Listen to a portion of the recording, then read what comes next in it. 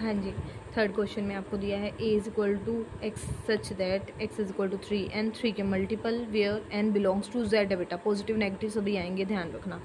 B set में condition दी है कि 4 का मल्टीपल है x, वो है 4n, यानी 4 का टेबल आप लिख दोगे प्लस और माइनस में। यहाँ भी n बिलोंग्स टू z है, तो हमें दोनों का इंटरसेक्शन निकालना है। एक में 3n है, एक में 4n है, और फाइंड करना है a इंटरसेक्शन b। ठीक है,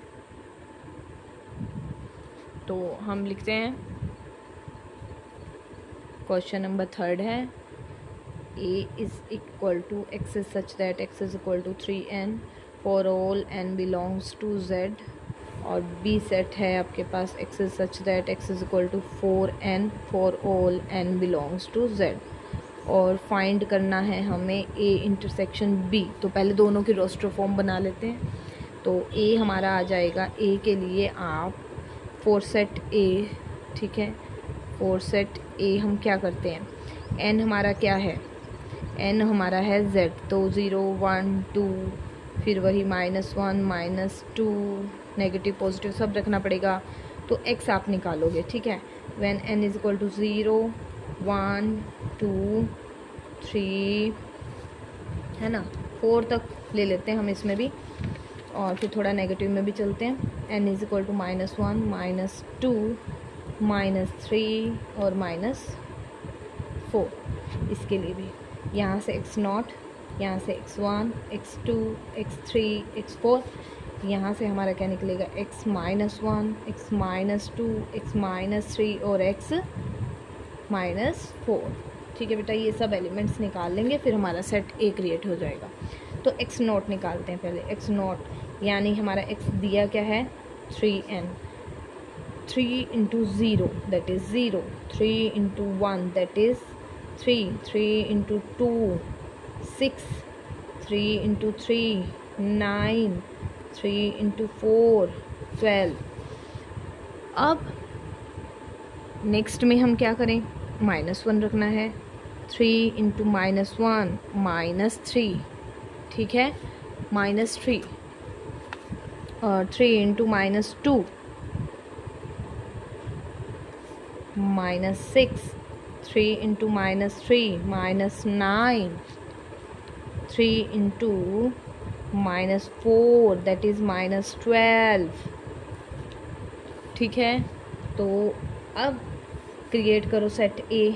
A इज़ इक्वल टू 0 3 6 9 12, फिर आगे क्या आना चाहिए, देखो 3 का टेबल, 3 6 9 12 15 18, है ना, 15 18 ऐसे पॉजिटिव वाली साइड में, इसी तरह नेगेटिव चलो, -3 -6 -9 -12 -15 एंड अब चलते जाओगे सो ऑन। अब हम सेट क्रिएट करते हैं B, set B, for the set B। x is equal to है आपका 4n, n सेम है आपका वही इंटीजर सेट 0 1 2 3 4, ठीक है, x0 4 into 0, x1 4 into 1, x2 4 into 2, 4 का table, 4 into 3 4 into 4 same negative के लिए, ठीक है। n आपने रखना है -1 -2 माइनस, ऐसे भी आप कर सकते हैं थोड़ा सा, 3 4, ठीक है बेटा। x is equal to x -1 is equal to 4 into -1, फिर -4 -2 4 इंटू -2, ऐसे एलिमेंट्स निकाल लीजिए, कुछ को वहीं से आइडिया लग जाएगा हमें। 12 4 -16, देखो, ठीक है, ये 4 का टेबल चल रहा है आपका, यहाँ से 3 का टेबल चल रहा है। तो अब ये हमारा सेट आ गया B, इसको लिखते हैं हम 0 4 8 12 16, है ना, ऐसे ही चलता जा रहा है आपका, -4 -8 -12 -16 सो। अब दोनों की फाइंड आउट करनी है इंटरसेक्शन। अब इंटरसेक्शन में आप क्या कर सकते हैं, देखो बेटा कॉमन एलिमेंट देखो आप, एक तो ज़ीरो आ रहा है, ठीक है, ज़ीरो आ गया जी। इधर 3 है नहीं, 6 है, 4 8 9, ये 12 वाला आपको एलिमेंट मिल गया कॉमन, ठीक है। ये अब आ गया आपका 12। फिर 15 है, इधर 15 नहीं है, इधर 18 है, इधर 16 है, 3 के टेबल में 18, फिर 21, ठीक है, 21 4 में आ ही नहीं सकता, 21, और फिर आ गया आपका 24, 12 16, 16 के बाद 20, 24 बेटा फिर से 24 मिल गया आपको।